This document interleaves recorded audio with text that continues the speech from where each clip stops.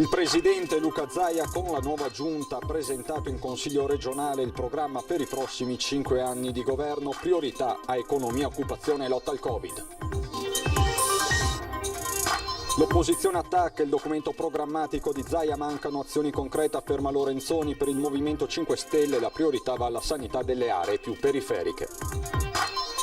Impennata dei contagi, 1582 nuovi positivi nelle ultime 24 ore. Zaia torna a ribadire che al momento sono esclusi il lockdown, ma annuncia che da domani torna a riunirsi l'unità di crisi di Marghera. L'utilizzo di mascherine e distanziamento abbassa di 1000 volte la carica virale del Covid, lo dimostra uno studio dell'ospedale Sacro Cuore Don Calabria di Negrarra. Aumentano i ricoveri in terapia intensiva a Padova e diminuisce l'età media dei pazienti. L'appello del direttore del reparto: abbiate comportamenti responsabili, aiutateci nel nostro lavoro. Vertice del Comitato per l'Ordine e la Sicurezza Pubblica a Padova, esclusa al momento la chiusura di vie o piazze, ma una nuova ordinanza introduce il divieto dopo le 21 di consumare bevande. Incidente tra 3 mezzi pesanti in A4 tra Porto Gruaro e San Stino, uno dei mezzi coinvolti prende fuoco, ustionato l'autista, chiuso il tratto di autostrada. Un abassano entusiasta ha accolto la carovana rosa per la 17ª tappa del Giro d'Italia. Il Covid non ha fermato una passione che da sempre caratterizza il territorio bassanese. Bentrovati telespettatrici, telespettatori di Antenna 3, l'edizione regionale dei nostri telegiornali con l'apertura dedicata ai nuovi numeri del Covid che sono in continua ascesa e oggi raggiungono un nuovo record, 1582 nuovi casi nelle ultime 24 ore, 499 solo nella giornata di oggi, come vediamo dal secondo report di giornata di Azienda Zero con Regione del Veneto. Dal punto di vista epidemiologico, quindi uno dei dati più alti di sempre, complice anche i numeri dal veneziano dove decine di casi sono stati computati soltanto questa mattina, ma sono riconducibili a tutta l'intera ultima settimana. 19 i decessi registrati come Covid sempre nelle ultime 24 ore, di questi 5 nel veneziano, 2 a Treviso, 3 a Verona, 6 a Vicenza, 2 a Belluno, 1 a Rovigo. Ad ogni buon conto lo possiamo vedere insieme il numero delle terapie intensive, che è il numero cartina di tornasole dell'emergenza, segna 65. Ieri sera erano 66. Aumentano però i ricoverati in area non critica, quindi nei reparti di malattie infettive sono complessivamente 580, 56 in più rispetto alla stessa ora di ieri. Questa quindi la situazione aggiornata al minuto secondo. Tra l'altro a Cortina, notizia dell'ultima ora, il sindaco ha ordinato la sospensione delle attività didattiche alle scuole elementari Duca d'Aosta fino al 31 di ottobre, troppi positivi fra alunni e docenti. Da qui quindi la chiusura delle scuole elementari ampezzane. E di Covid si è parlato inevitabilmente oggi in Consiglio regionale, dove il governatore Luca Zaia ha illustrato il piano programmatico per i prossimi 5 anni. Ovviamente si è parlato soprattutto di economia. Priorità, dice infatti Zaia, va all'occupazione. Questo Covid per noi oggi pesa circa 60.000 posti di lavoro persi. Non sappiamo alla fine quale sarà la contabilità finale, perché quando cesseranno, diciamo, i vincoli di non licenziabilità e cesseranno le casse in deroga, le casse integrazione in deroga, questi 60.000 posti di lavoro sicuramente lieviteranno. È questa la preoccupazione principale di inizio legislatura di Luca Zaia, che illustra all'aula di Palazzo Ferrofini il programma di governo per i prossimi 5 anni, partendo dall'emergenza economica, figlia di quella sanitaria, adesso la prova della seconda ondata. La priorità va quindi al lavoro. Il mantenimento dell'occupazione, che è il primo obiettivo. Vi ricordo che noi siamo entrati in Covid con una percentuale di disoccupazione che era del 6,6%, la migliore d'Italia. Anche per questo l'ipotesi lockdown viene al momento esclusa. Ogni scelta in merito dovrà essere proporzionale alla curva epidemica e all'aggressività della malattia, una questione di metodo e di sostanza. Il tema delle restrizioni di lockdown in questo momento assolutamente in questo momento lockdown non ce n'è e non ne prendiamo. E ci stiamo confrontando abbiamo ancora il 96% dei positivi che non sono sintomatici. Emergenze e programmi inevitabilmente si fondono e si confondono. Sarà una legislatura segnata dalla pandemia, dice Zaia, annunciando che tornerà a costituirsi in via stabile l'unità di crisi di Marghera proprio nelle ore in cui scattano i 3 anni dal referendum dell'autonomia. Era il 22 ottobre del 2017. Alla madre di tutte le battaglie ora si affiancano i temi della ricostruzione, dei cambiamenti climatici, delle Olimpiadi e delle infrastrutture, dalla pedemontana alla TAV passando per la via del mare, e questo con un occhio all'Europa.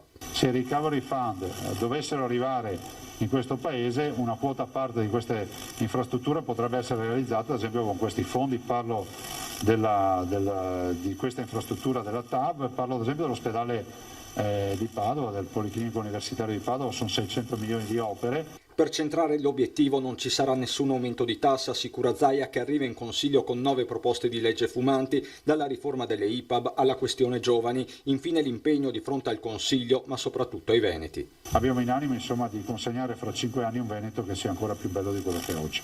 Grazie.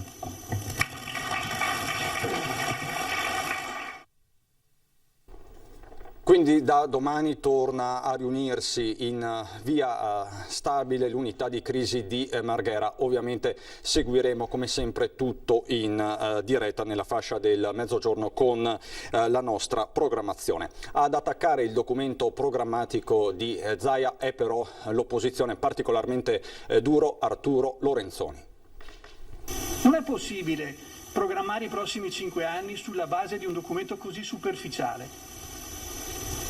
E lo dico con delusione profonda, da cittadino prima ancora che da rappresentante dell'opposizione. Io mi aspettavo un documento molto più incisivo, molto più concreto. È una vera e propria stroncatura quella che arriva dai banchi dell'opposizione, con Arturo Lorenzoni che bolla come superficiale il documento programmatico di Zaia. I punti più deboli per Lorenzoni sono l'assenza di una politica green fatta di azioni concrete e la mancanza di riferimenti espliciti alla recovery plan. Siamo in difficoltà perché rimaniamo esclusi da tutta una serie di veicoli di investimento che in questi anni, e non c'è una volta citato Next Generation EU, non c'è una volta citato il MES, ma come pensiamo di utilizzare i fondi che io mi auguro arrivino presto nel nostro territorio? Possiamo approvare un programma del prossimo quinquennio senza dire una parola su questo?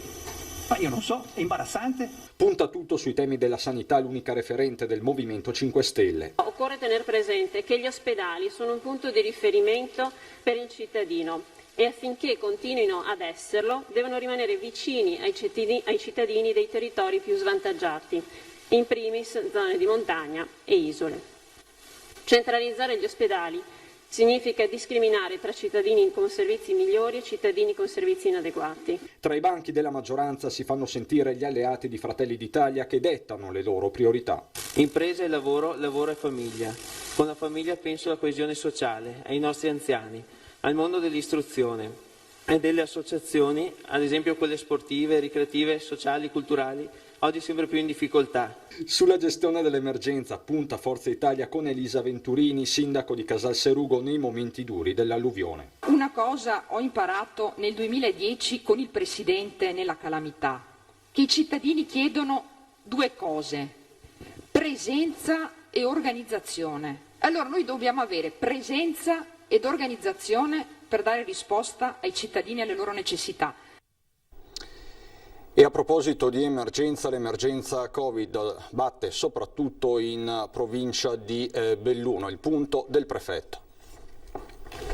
Dapprima l'esame dell'IPCM, poi le valutazioni dei divieti imposti. Le nuove norme presentate dal Presidente Conte sono state al centro della riunione in videoconferenza dei componenti del Comitato Provinciale per l'Ordine e la Sicurezza Pubblica, a cui di diritto partecipano il Sindaco di Belluno e il Presidente della Provincia. L'elemento di maggiore novità, osserva il Prefetto di Belluno, è rappresentato dalla possibilità della chiusura di vie e piazze, luoghi pubblici in cui si possa paventare una presenza eccessiva di persone. provvedimenti che possono tranquillamente essere adottati, ovviamente laddove ne ricorrano i presupposti, d'intesa con il tavolo del Comitato per l'Ordine e la Sicurezza Pubblica. Da sempre le problematiche locali sono oggetto di un confronto che ovviamente tiene conto delle esigenze della sicurezza e quindi delle normative sulla sicurezza, ma anche poi delle problematiche specifiche del territorio. Un tema, spiega il prefetto, che può essere tranquillamente affrontato in sede di confronto, valutando e soppesando tutte le esigenze e le problematiche che ne possono derivare.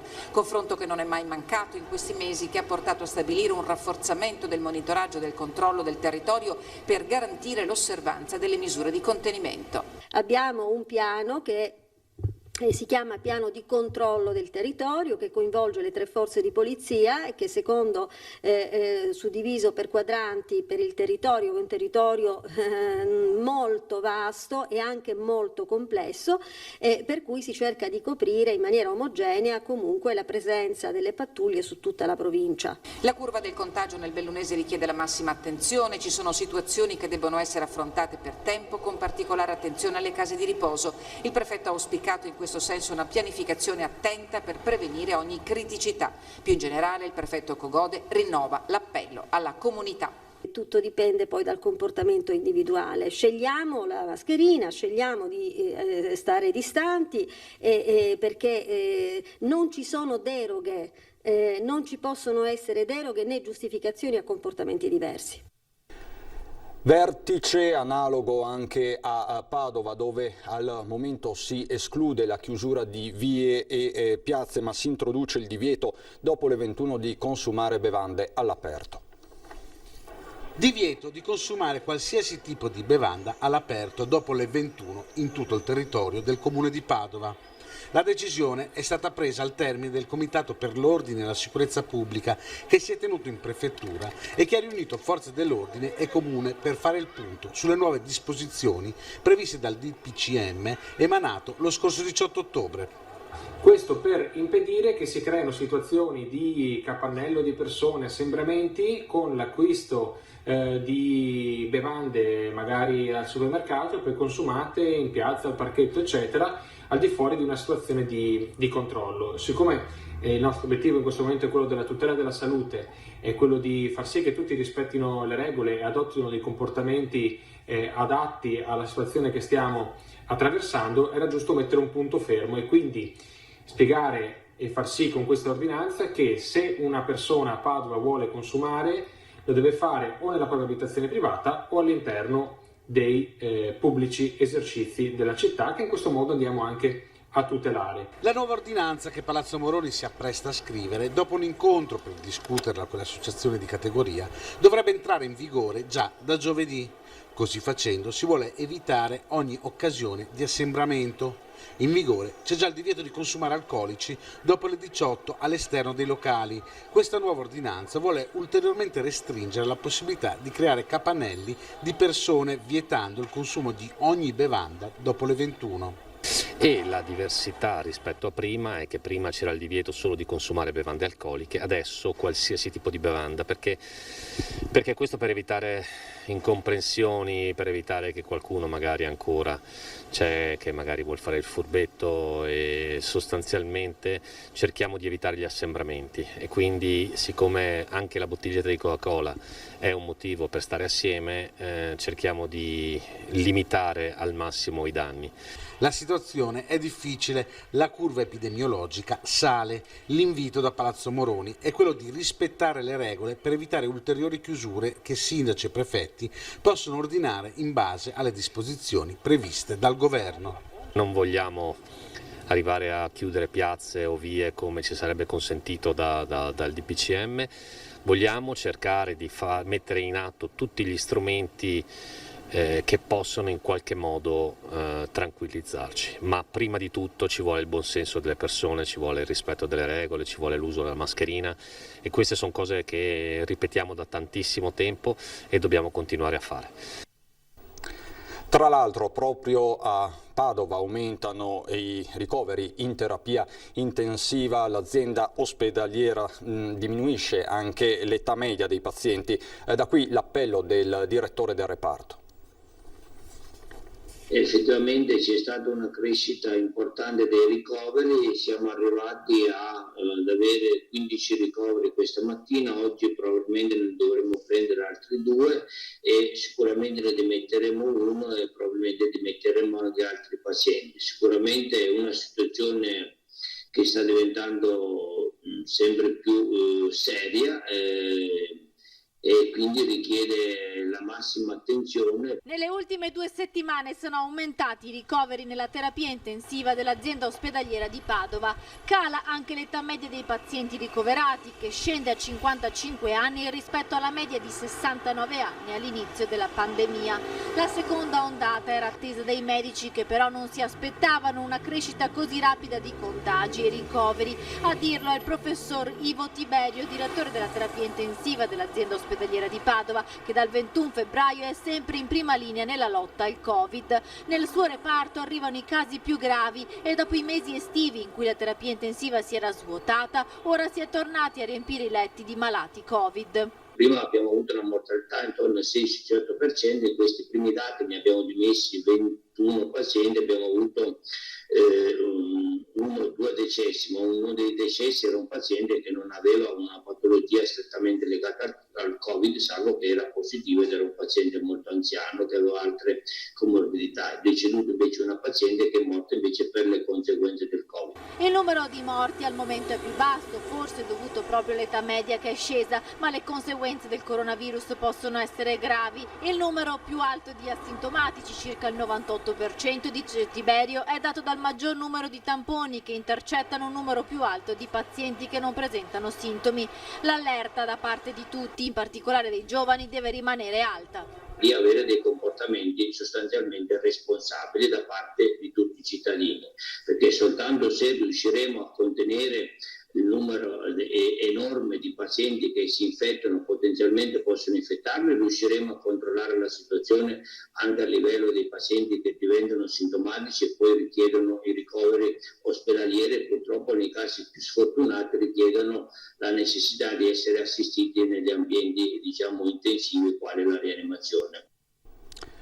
L'utilizzo di mascherine e distanziamento abbassa di 1000 volte la carica virale del Covid. Lo dimostra uno studio dell'ospedale Sacro Cuore Don Calabria di Negrarra e condotto su circa 400 casi di coronavirus analizzati fra marzo e maggio 2020. Si è evidenziato che al diminuire dell'esposizione al contagio la carica virale dei pazienti arrivati in pronto soccorso si è man mano ridotta fino a essere 1000 volte inferiore rispetto a marzo. In parallelo anche la gravità della malattia si è ridotta. Questa la ricerca che arriva quindi dal Veronese. Ci spostiamo a Vicenza, al San Bortolo, per parlare di tamponi H24.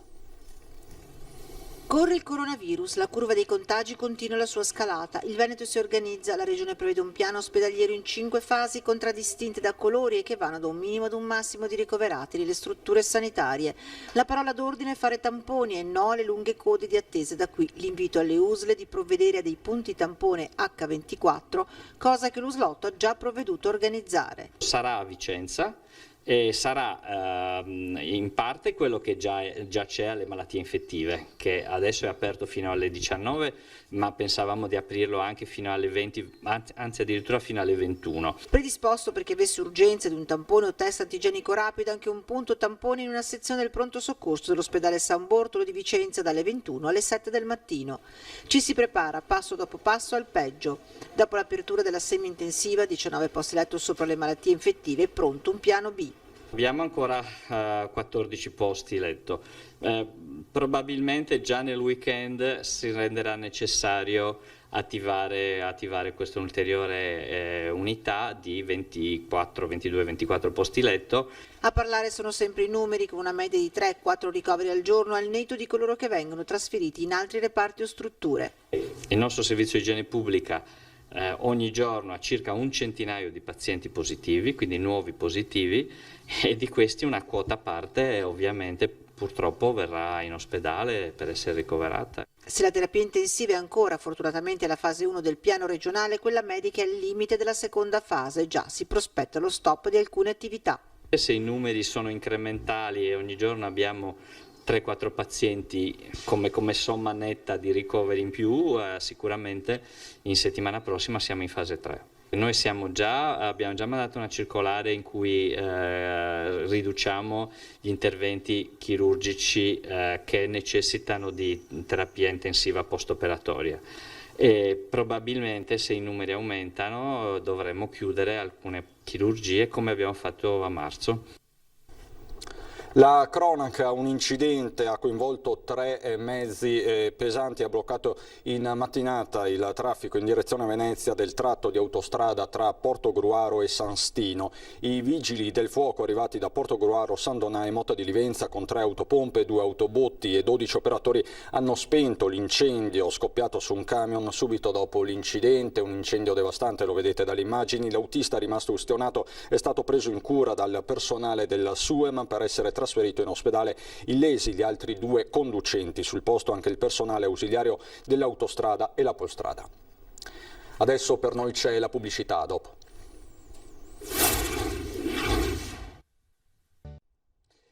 Di nuovo in diretta per parlare del Giro d'Italia che è arrivato in una Bassano tinta di rosa.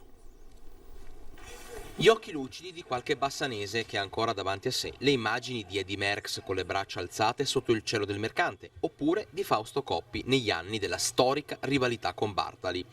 Da allora il Giro ha fatto tappa altre 8 volte a Bassano, l'ultima nel 2014, ma quella di quest'anno resterà un'edizione indimenticabile perché rappresenta un punto di ripartenza. L'entusiasmo dei bassanesi è stato straripante, frenato solo dal rispetto delle norme anticontagio. La città degli Alpini si è colorata di un rosa acceso, che ha brillato anche nella notte antecedente allo start e che ha accompagnato il passaggio della carovana girina per le vie del centro. Tifosi, curiosi, esercenti non hanno voluto perdersi lo spettacolo facendo capolino dai negozi o costeggiando il tragitto. Un legame, quello che unisce Bassano al ciclismo, che diventa un motivo d'orgoglio per chi si augura che il peggio passi presto e che dal ponte al turismo, dall'arte allo sport, Bassano torni al suo splendore. Queste manifestazioni portano sempre tanto entusiasmo, anche per il futuro, anche perché le televisioni fanno vedere il nostro magnifico territorio, per cui la gente quando la vede si innamora di Bassano. Insomma, ci sono anche le buone notizie, per fortuna. È tutto dal Veneto, vi ringrazio per l'attenzione, adesso ci sono le previsioni del tempo, buon proseguimento di serata.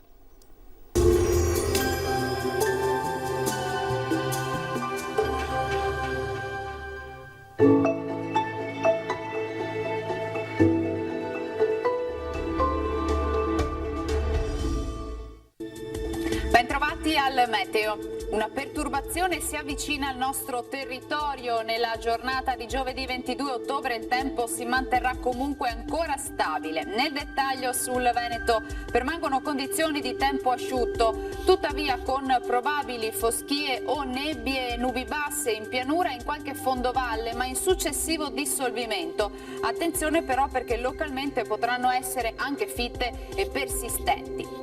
Temperature sostanzialmente stazionarie, minime fino a 10 gradi, valori massimi compresi invece tra i 15 e i 18 gradi all'incirca. Ci spostiamo ora sul Friuli Venezia Giulia, cielo localmente nuvoloso, anche coperto e con qualche riduzione, come vediamo, della visibilità. Temperature minime tra 10 e 12 gradi, massime invece sui 16-18 gradi. Infine uno sguardo alla situazione del Trentino Alto Adige, bel tempo, salvo per anche qui locali nebbie al mattino, poi sarà un po' più soleggiato dappertutto. Temperature minime sugli 8-9 gradi, massime sui 19 all'incirca. Dal meteo di Antenna 3 per ora è tutto, grazie per l'attenzione e arrivederci al prossimo aggiornamento.